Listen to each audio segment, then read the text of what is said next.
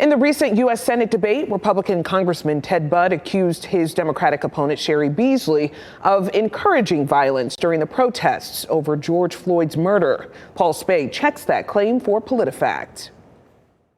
Did Cheri Beasley encourage violence during the Black Lives Matter protest? That's what a Republican opponent Ted Budd said during the recent debate. Take a look.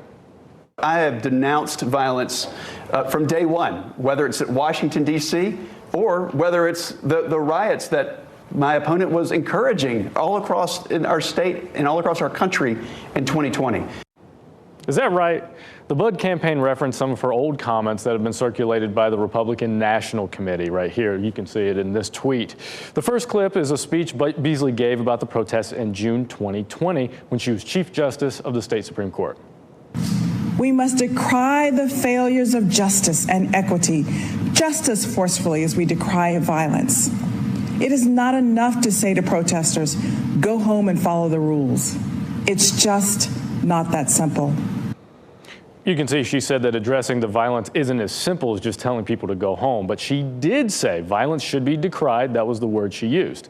Then, in an interview later that year, she said the protest had helped her start conversations about the importance of diversity in law firms. She also said this.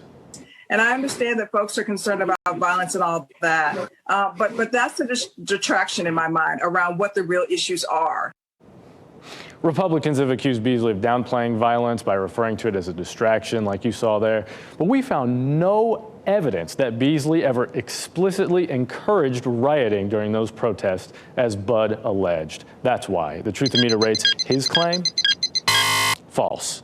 Read the full fact check at WRAL.com.